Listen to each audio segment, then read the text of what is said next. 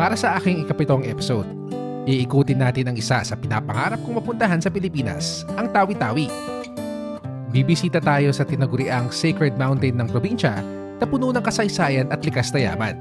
Nakatagpo din tayo ng mga bagong kaibigan. Ready ka na bang lumarga? Let's go in 3, 2, 1! King of the world! Ready na lumarga! Philippine Love 2025! Tara na! 82 probinsya, gandang hindi maikukumpara. Hindi na kailangang lumayo pa, bago buong mundo, Pilipinas muna.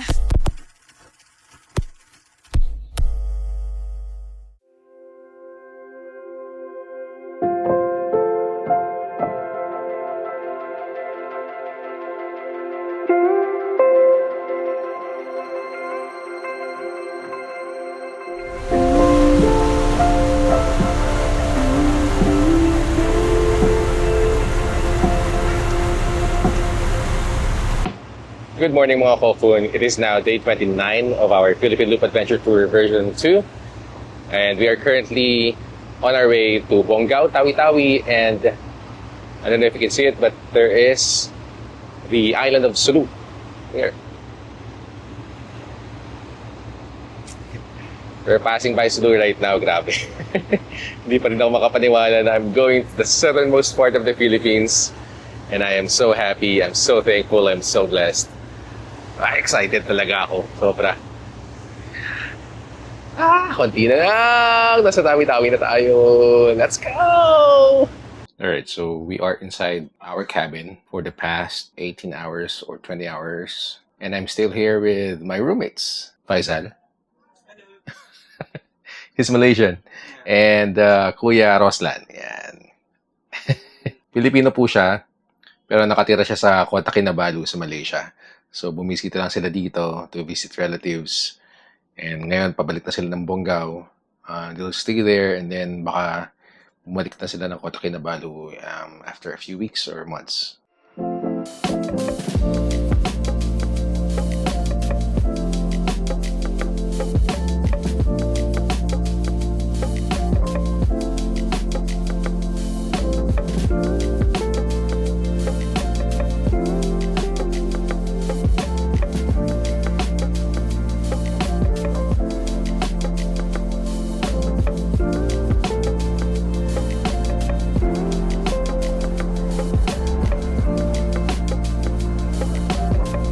We're now on our way out of our ferry and finally land in Tawi-Tawi.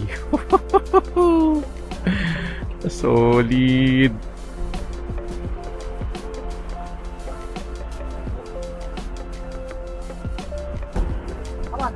Thank you, Lord. Touchdown, Tawi-Tawi. Thank you very much, Trisha Kirsten 2. 18 hours talaga. From 8 p.m. to 2 p.m.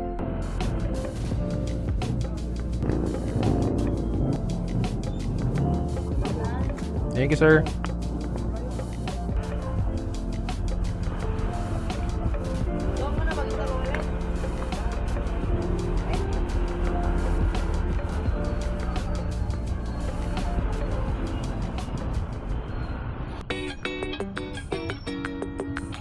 First stop natin mga Kofun, we are going to the Tawi-Tawi Provincial Capital.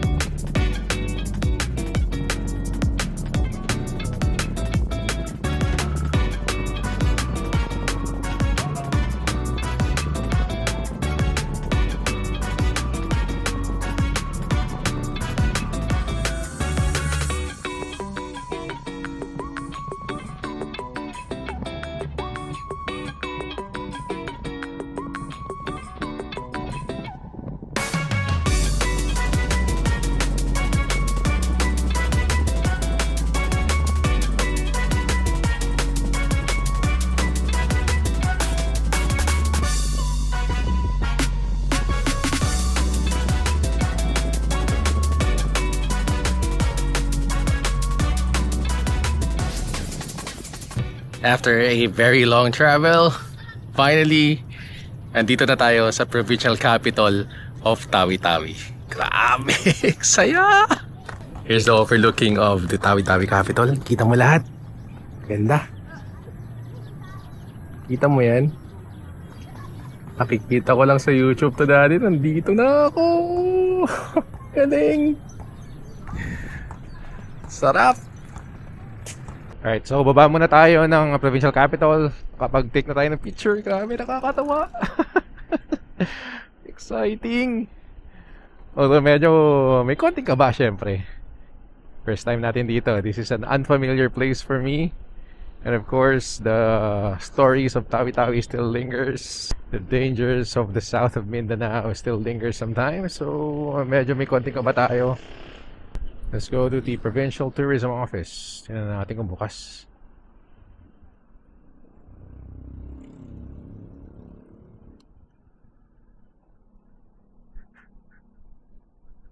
Initiative for Tawi-Tawi Area Development Foundation.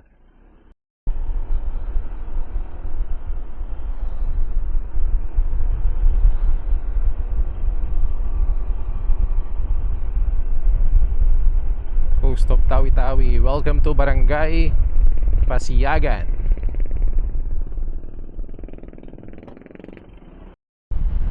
Here is Budbongao or Budbongao. Pretty in person. Grabe. So, tanong tayo dito.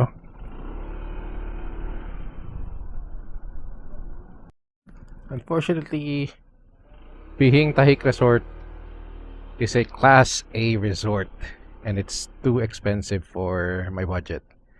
5,500 per month. Per night. Sir, thank you. Sir, we're going to try one of the more recommended beach resorts here in Tawi-Tawi. Almari Beach Resort. Oh, saglit lang to. Lapit lang eh. Ayan. Hopefully they have a spot or a place for me to stay. Ito na.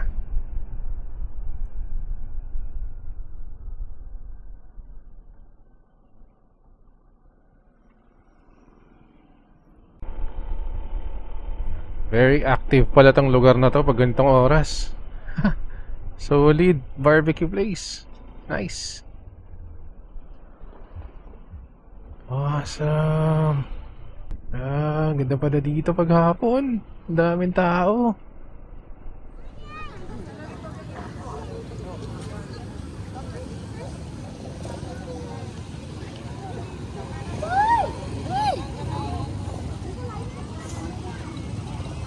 Alright, so nandito tayo ngayon sa harapan ng Tawi-Tawi Provincial Capital at sobrang active pala ng lugar na to paghapon.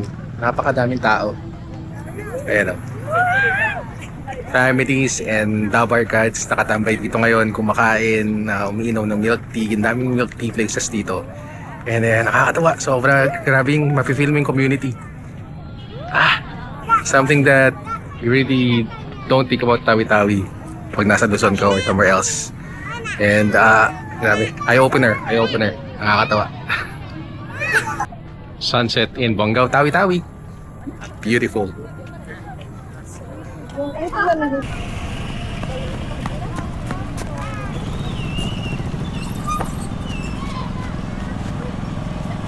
Ikot tayong isang beses before we go back to our place of accommodation.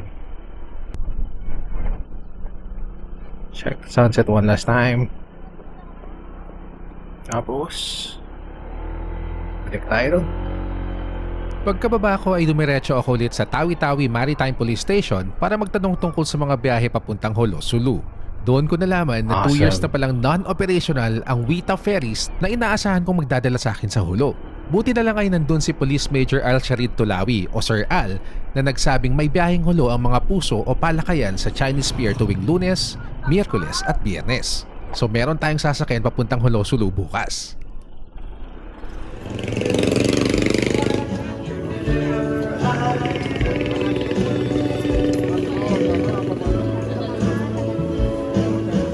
Diyos taumani ka mga amin mga kofun. It is now day 30 of our Philippine Loop Adventure Tour version 2 At ngayon babalik tayo sa Tawi-Tawi Provincial Capital to catch a glimpse of the sunrise. That's the best spot to watch the sunrise, actually, and the sunset. That's one of the best viewpoints dito sa Bonggao, Tawi-Tawi. Kaya punta na tayo. Baka ma-miss natin eh. Let's go! Good morning from Tawi-Tawi.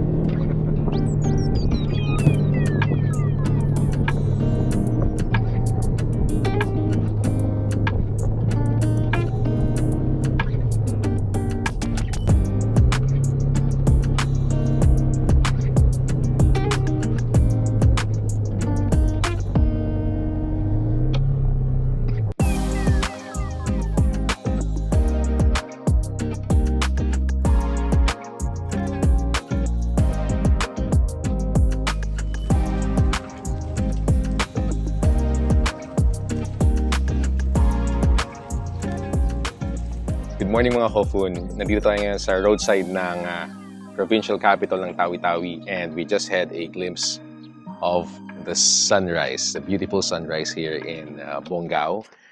And yan, napakaganda kasi ng pwesto dito kasi it's overlooking the town and the coast. Kaya talagang kitang-kita mo, ma-appreciate mo talaga yung sunrise dito. It's like illuminating everything. The city, the coastline, and it's beautiful. Sobra. Panalo. On our right is Bud Bonggao, the highest peak here in Tawi-Tawi. I am on my way to the registration area. I just learned that you can only register from 6 a.m. to 8 a.m. And time check, it's now 7:44 in the morning. So kailangan natin bilisan. First real look kung gaano kataas. Parang hindi ko kaya. Good morning, ma'am. Ma'am, ano pong tawag? Bud Bonggao o Bud Bonggao? Bud Bonggao. Bud Bonggao. Bud at bundok. Okay. Gana pa? 20. So yun nga, we are here at the registration area of Bud Bonggao. Bud pala, hindi pala Bud. So we have some souvenir items here. Yan. Bonggao, Tawi-Tawi souvenirs. Parang gusto kong bumili, kaso lang wala na space sa mga box natin.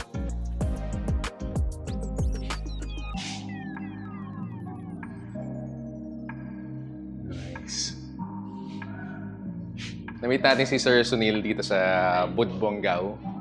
At just a clarification, kasi maraming naka-post sa internet, sir, na you can only register from 6 a.m. to 8 a.m. Tapos, after that, you can hike anytime of the day. Pero kailangan nyo mag-register from 6 to 8. Pero sabi ni Sir Sunil, Anytime naman po yung registration. Opo. Pero yung open lang namin nasa 6 a.m. to 4:30 po yung cut-off po.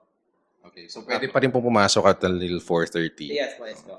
Kamusta naman po yung trail pagpababa? Kunwari 4:30 na aalis. Okay rin naman po. Yun lang siguro ang concern lang natin ko pag bababa ng gabi, wala tayong straight line. Kaya hanggang 4:30 lang yung namin, yung cut-off po, yung time. Opo. So sir, ano yung pinaka tip nyo siguro sa pag-akyat ng Bud Bonggao?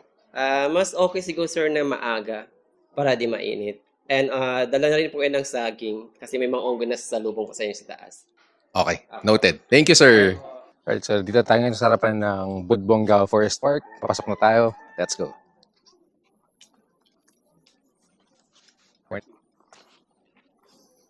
Bud Bonggao Forest Park. Alright. Yung naka-art time check, it is 8:27 in the morning. Ang projected na hike na to is 45 minutes to 1 hour. Pero I'm going to give it a lot more allowance. I'm going to give it 2 hours. I'm going to give me 2 hours to hike this up to the very top of the view deck. So, banayad pa to. Mamaya pa yung sleep. Wala pa tayong 5 minutes yata nung lalakad, pagod na ako. Grabe, ang sarap ng pakiramdam na napapaligiran ka ng nature. I don't know. Personally lang siguro talaga, yun yung prefer ko. Ang sarap eh. Ang sarap sa pakiramdam na napapalibutan ka ng kalikasan. I can now see the first station. There's a total of 12 stations. And we are now here at the first shed. Yan yung aakyatin. Oh my God. Here's the first sighting of a long-tailed bakak.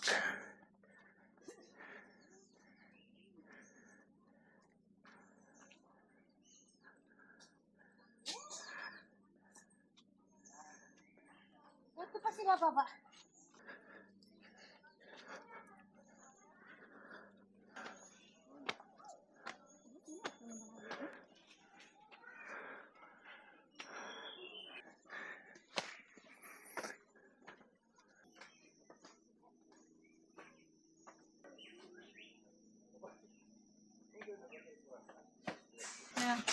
For reference on how big it is. Welcome to Hugot Lane. Let's go. Abangan natin ang unang hugot. Ang pagmamahal ko sa iyo ay parang endangered species. Kapag hindi mo inalagaan at pinaprotektahan, tuluyan nang mawawala. Buti pa yung tour guide, kahit pagod na, hindi ako iniwan. Ikaw, hindi naman kita pinagod. Pero bakit mo ako iniwan? Budbonggaw lang ang balik-balikan mo. Huwag na siya. Nakakapagod umakyat ng Budbonggaw, pero mas nakakapagod ang umasa sa wala. Kung feelings nga, kaya mo isang tabi, basura pa kaya. Bring your trash down with you. Keep Budbonggaw clean. Hugot ka ng hugot. Kinaya mo naman. Go lang ng go. Budbonggaw understands kung gaano kataas ang pangarap mo. Go lang ng go. Kaya mo yan. You're halfway there. Holy crap. This is the halfway point. Let's go. Starting to get steeper. Ano? Kita niyan? Ang taas na ito. Ooh, long steps.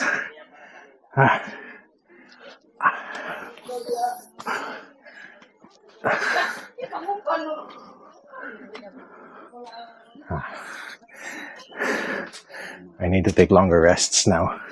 I feel my heart beating fast right now. Kaya, chill muna tayo. I'll take my time. Pakupa muna ng tibok ng puso. Lakas magpatibok ng puso ng Budbonggaw. Yan. Budbonggaw is composed of 6 limestone peaks. And here's the first view deck. Oh my God. Hello mga guys. Hello po. Hello po. Ngayon nandito na tayo sa taas. Bakasay. Malapit na tayo mapagod. Nangubos na yung tubig Hindi pa po kayo pagod. Pagod na po kasi. Napaka-solid. Grabe, ganda. It's a long, steep staircase. Ayan o. Whoop.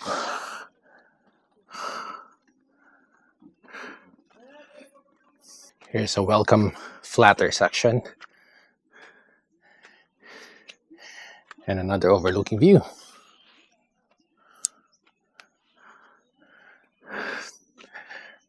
One month, 1 week. Sir, King, good morning. There's a mommy macaque and a baby macaque. Gaano niyo po kadalas sinakit to? Halos yung una, mga buwan-buwan. Buwan-buwan. Eh ngayon po, Taon-taon na. taon-taon na lang. Kasi matanda na eh. Medyo mahina yung tuhod. Ayos. Ang ganda po dito sa inyo. Nung una sir, hindi pa yung sanay. Yun nga po, mas malala, Pa lahat. mas matindi po sa inyo dati nung inaakit nyo. Lalo na pag umuulan. Nasubukan nyo na po umakit ng ulan. Anong pangalan niyo, ma'am? Magjabis na. Haja Bisma. Keng po. Keng. Nice to meet you. Nice to meet you po. Ayun, so nandito tayo ngayon sa Welcome po. kalagitnaan ng Budbonggaw at kausap natin si Ma'am Haja Bisma. Ayun. Welcome to Budbonggaw po. Yun o. Lokal po ng Tawi-Tawi. And si Sir Al, na-meet din natin, galing naman ng Zamboanga. Ayun, kwento po ni Ma'am Haja Bisma is, etong mga to, wala pa to dati. Puro lupa yan hanggang sa taas. Tapos hirap na hirap to silang umakyat, mas lalo pag umuulan.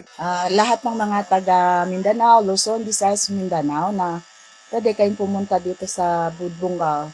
Dito po matatagpuan sa Tawi-Tawi. Thank you. Ano pangalan niya, Ma'am? Ito po, tinatawanan niya kasi si mami niya. Nung ini-interview ko si mami niya, nag-invite dito. Ay siya, subukan natin. Invite mo naman sila dito sa Budbonggaw sa Tawi-Tawi. Huwag pilitin, baka pumayag. Ayaw. Payain. Ayun, kasama naman natin yung father ni Al. Sir Sidal Sodi. Babakasyon sila dito from Zamboanga. Alright, so dito sa may part ng comfort room, this is going to be the first crossroads of the mountain path. May dalawang daan. Itong Apex and the Tampat. And going to downtown Bongao and Simunul. Ito yung view deck. Kakasabi lang sa akin ng mga local kanina, Tampat pala is the local term for like the ancient ancestral burial grounds of the old school Tawi-Tawi people. Yun. So, yun yung local term, Tampat. And one more thing, sabi nila kanina, pag dito ka dumaan, mas steep yung way mo papunta doon sa view deck. So, dito tayo dadaan para pababa na tayo lahat mamaya. Pagbalik natin. Panalo! Importante lang dito is take your time and enjoy the place. Hindi kailangan magmadali. Parang ako, di ba? Nakarest ako ng mga 15 minutes dun sa shed. My legs are okay again. My heart is okay. It's fun. Masaya. Inom muna tayo ng tubig. Nauuhaw na ako.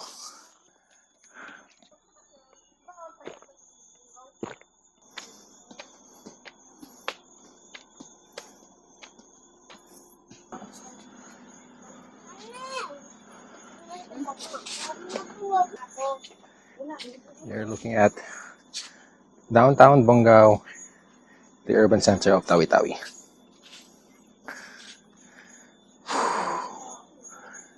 Dang. So yan, I was wrong. Ito pala yung view ng Bongao sa kanang Simunul.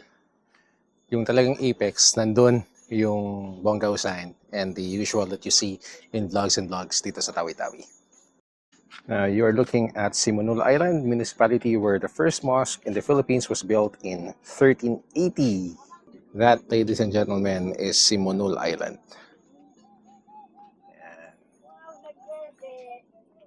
Yan, malakas ang signal dito. Kasi tabi tayo mismo ng cell tower.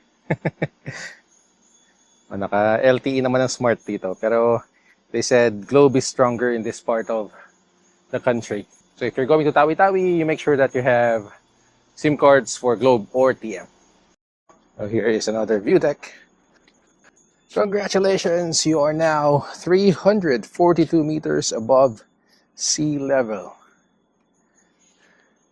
Well, apparently this is the apex of Budbungao, the highest point of the mountain. I survived! So, yung nakikita niyo yung ship doon, yung ferry doon. That is also the way in kahapon. Tapos, yung mosque na yan, yung nakita natin from afar. That is the biggest mosque here in Tawi-Tawi. And trivia is, the person who owns this mosque also owns the one in Zamboanga City. Soon to be the largest in Asia, yung Sadiq Mosque. Siya din ang may-ari nito. Ayun, so nandito tayo ngayon sa highest peak of Budbungao at kasama natin si Sir, ano ulit sa pangalan mo, Sir? Marajal po. Marajal, siya kasi Ma'am Christina. Ayan, oh. Say hi naman, Ma'am. Invite nyo naman sila dito sa Budbungao sa Tawi-Tawi. Ako na lang po nag-invite para sa kanila na pumunta po kayo dito sa Budbungao. Napakaganda po ng view dito. Ganda po dito sa forest. Sa bundok. Ganda ng view ninyo, grabe. Swerte ninyo. Wala kaming ganito sa Tugigaraw.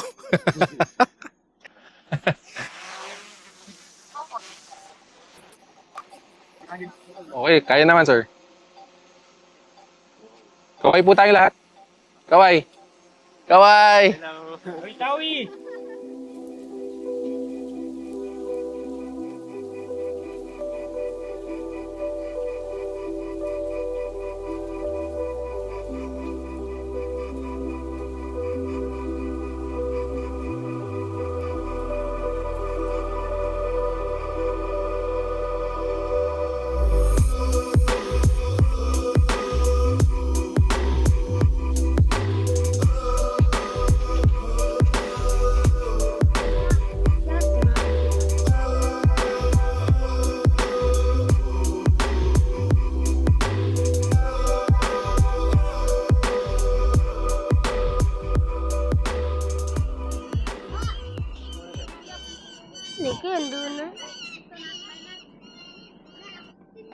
Bababa na po, bababa na po, bababa na. Hirap na, baka ano yun tayo. Bababa na po. Oh shit, ayan na. Bangla tayo, oh. Muntik na. Muntik na.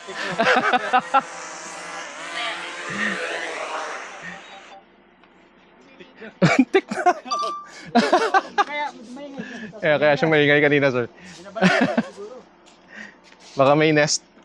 O, so yun, dito tayo ngayon sa highest peak ng Budbonggao. Kasama natin si Sir Ijat ng Mindanao State University. Kasama po ang family niya. Ayan, no? Sir, invite mo naman sila dito sa Tawi-Tawi. Assalamualaikum warahmatullahi taala wabarakatuh. Come visit to our home, Bunggao Tawi-Tawi sa peaceful place. Mashallah. Syukran. Ano po tawag sa mga burial ground, sir? Tampat. Tampat. Yun, no? Tampat man to. Tapos mga ibang mga belief, mismo sa ibang mga lugar pumupunta dito just to visit this grave. Para yung ano to, ang tawag sa local dialect is kambuan. Ano po yun, sir? Parang ninuno. Tapos Ancestors. ancestors ayaw nilang kasi sa baka according to their story anong parang tinatawag sila kung hindi sila makabisit, magkasakit sila, kailangan sila makabisit punta dito. Okay. Kahit yung mga makikita mo yung mga sadanan, yung mga bagong panganak, kula pa yung iba, walang kula pa, dinadala dito dahil ganun yung belief nila. Okay. Kasi ninuno nila kasi nila to, lolo ng lolo. Kaya pala ang dami ko nakita mga babies pa. Na. Dinadala. Balinghulo, Basilan, Siasi, Malaysia, even Indonesia, pupunta din dito. Just to visit. Kasi kung hindi sila makabisit, magkasakit. Pero yung mga ibang sakit, according to them, mawawala. Ganun yung kwan nila, ancestors. Medyo umuulan na. Nag-start ng umambon, kaya medyo kailangan nating bilisan. Punta tayo dun sa may view deck. Hindi ko alam kung nakita nyo kanina or makikita sa drone. Merong falcon na umatake ng drone natin kanina. Muntikan nang nadali. Diyos ko. Ito yung sinasabi nila kanina na if you go through the other path, papunta dun sa apex saka sa tampat, sobrang tarik. Ito na yung matarik na papunta dito sa Budbonggao viewpoint. So yun na yung tip. 342 meters above sea level. Yun ang pinakamataas na part ng Budbonggao. Ulan na. Ito ang tampat ng kinikilalang pinakaninuno ng mga tao sa katimugan ng Pilipinas. Napansin ko din sa aking pagbisita na ang tampat na ito ang pinakadinarayo ng mga deboto. Dahil sagradong lugar ang turing ng mga namamahala at mga nananampalataya, may ilang mga bagay na kailangang sundin. Una, tanggalin ang tsinelas bago pumasok sa gate. Pangalawa, pagkatapos magdasal at magbigay galang sa ninuno, kailangang lumabas kung paano ka pumasok. Sumakatuwid, paatras ang paglabas. Bawal talikuran ang tampat ng ninuno. The largest molave tree in the Philippines is in Budbonggao. Do you think you can find it?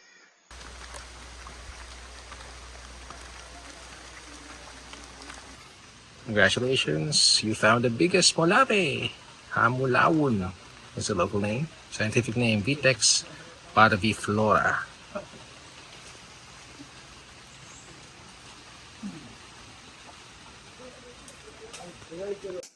Ito ang nakalimutan kong kunin kanina. Yung mga ribbons daw po, yan. This area is for your bagut, your knots. And then as you tie your knots here, you make a wish. Forgot. Kita natin sila ulit. Bye-bye.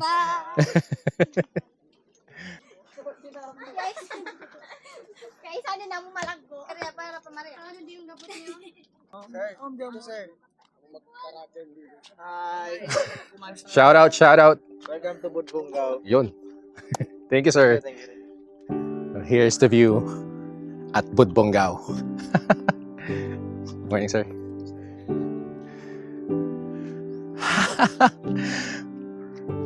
Kala ko hindi ko kaya. Andito na tayo. Panalo. Oh my God, I'm here. Holy crap. I'm at that famous spot here in Budbongao. Finally here at the view deck of Budbongao. Woohoo!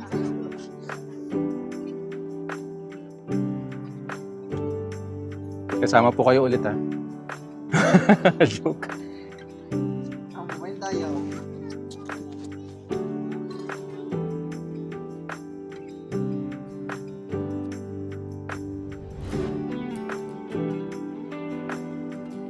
So that is the first resort that I inquired at yesterday. Yung 5,500 per night yung ano nila. We hit something, forgot. It's a very nice place though. Very expensive nga lang. I survived Budbongao. Yeah!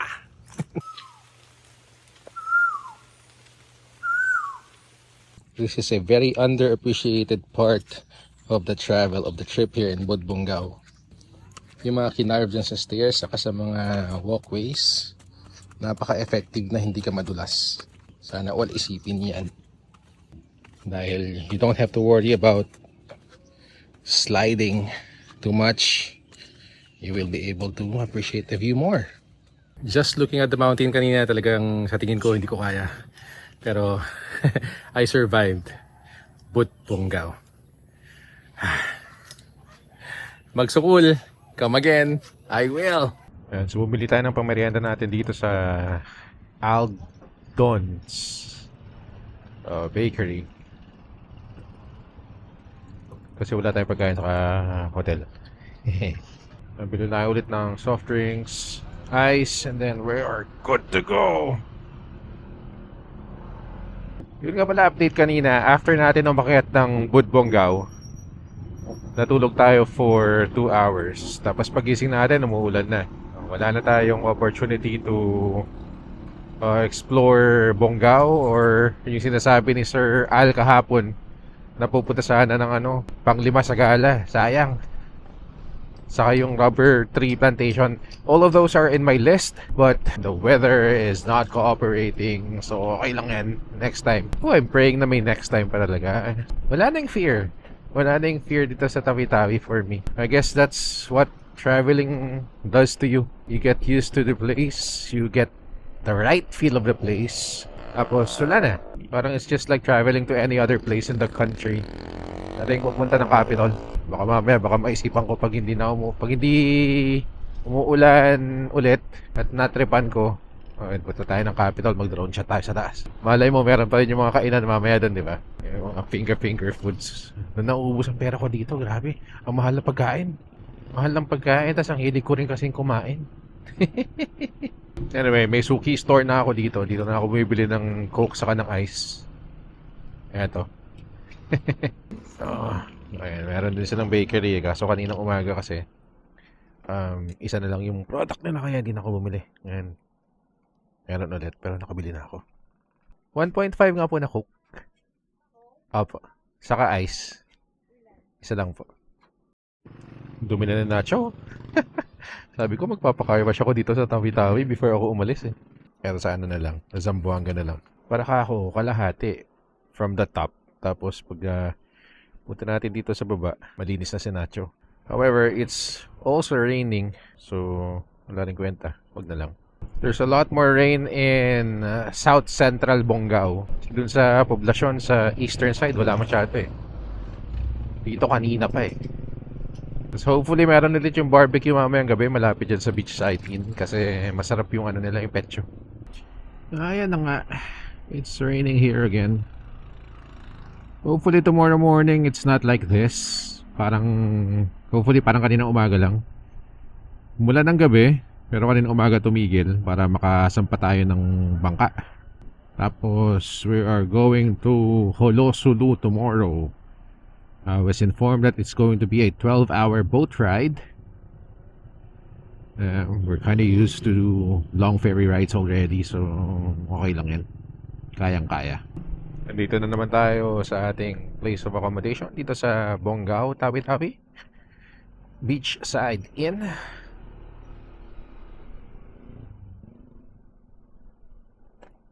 Iyon.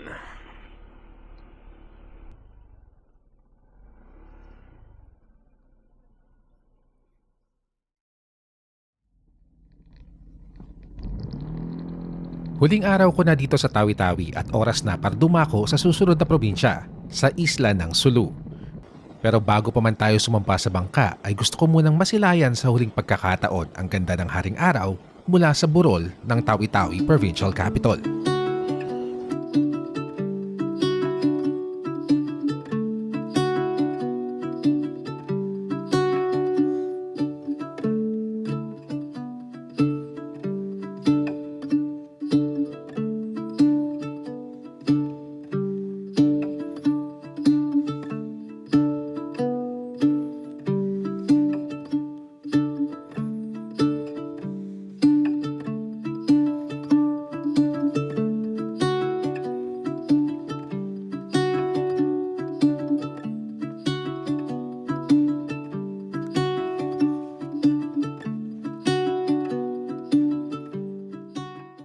Good morning mga Kofun. It is now day 31 of our Philippine Loop Adventure Tour version 2. At ito na po ang last day natin dito sa Tawi-Tawi. One last look at the Tawi-Tawi Provincial Capital and one last look at the sunrise at the southernmost province of the Philippines. Ayan po. It has been a very good Tawi-Tawi. Maraming salamat. Shukran Tawi-Tawi. And hopefully I will be able to visit you again, but with family. Thank you so much. Abalo.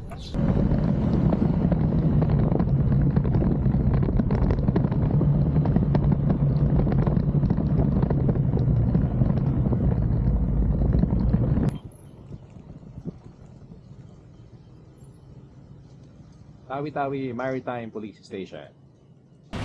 Dito tayo ngayon sa harapan ng Tawi-Tawi Maritime Police Station. At nakausap ko dito on my first day in Tawi-Tawi si Police Major Al Shreed Tulawi, si Sir Al. And ang advice niya sa lahat ng mga nagbabalak na mag-loop dito sa Tawi-Tawi, lahat ng mga motorista na gustong bumisita dito sa Tawi-Tawi, ang first stop nyo dapat palagi Maritime Police Station, because they have all the tips that you need para makaikot dito sa isla ng Tawi-Tawi, sa Buongao, sa Panglima-Sugala, and kung ano pa yung mga gusto nyong malaman dito. Napaka-safe siya. Actually yung rason, si Sir Al actually yung rason kung bakit gumaan yung pakiramdam ko, yung loob ko dito sa Tawi-Tawi. And maraming salamat Sir Al, and hopefully I can see you again soon.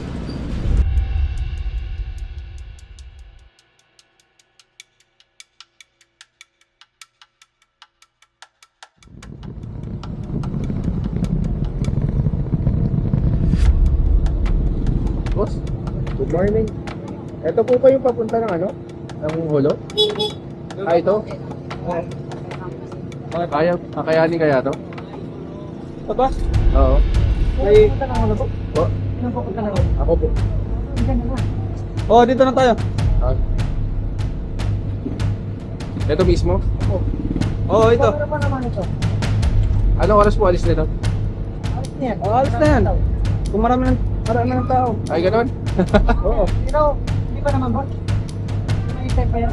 Kaya po kaya to? Oo. Kaya yun. Nakakasakay po talaga motor dyan?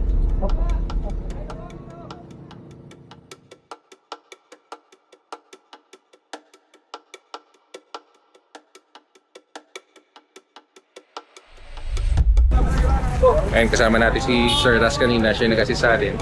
Ngayon dadalhin na sa loob, sasampa na yung motor sa baka. Oh shit. Mabigat sir. Uy, kaya niyo, mulog yung bagat niya. Ano? Ikaw ang karita ron. Nakakatakot.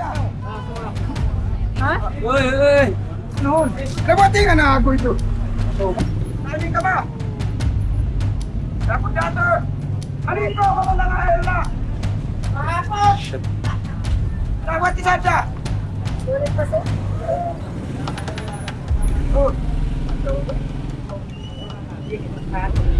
Uy! Ay, nga! Ano ko na kayo? Ay, kaya kami? Mga kailan. May magtakis pa. Grabe. Nakakabalang po.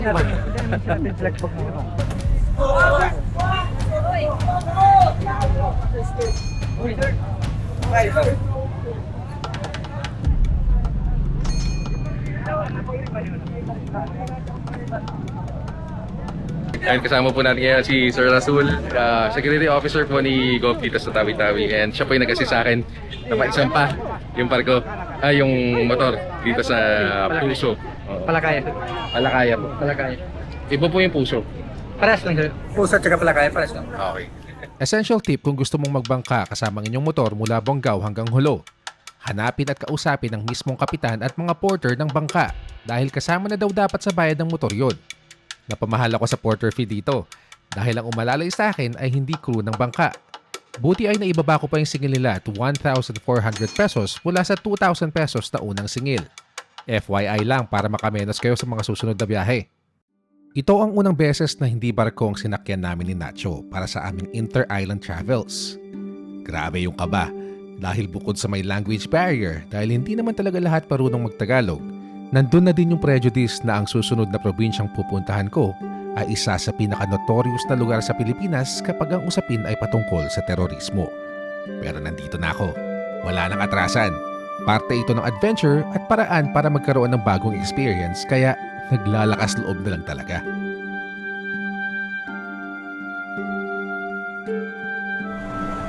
Pero sa kabila ng takot at kaba, naging payapa ang aking kalooban nang pinakita sa akin ng Dagat Sulu ang isa sa pinaka-nakakamanghang tanawin na aking nasilayan.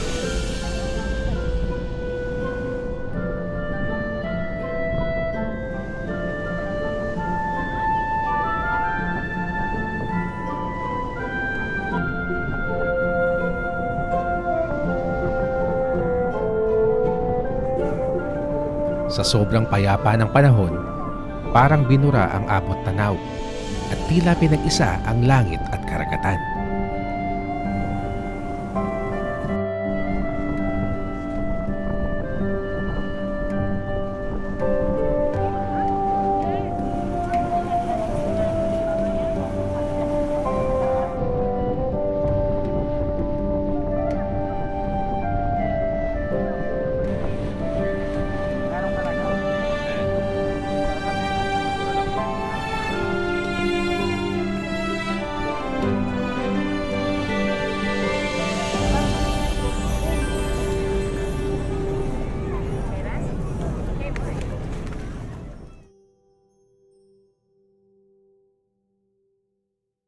Hindi na kailangang lumayo pa. Bago buong mundo, Pilipinas muna.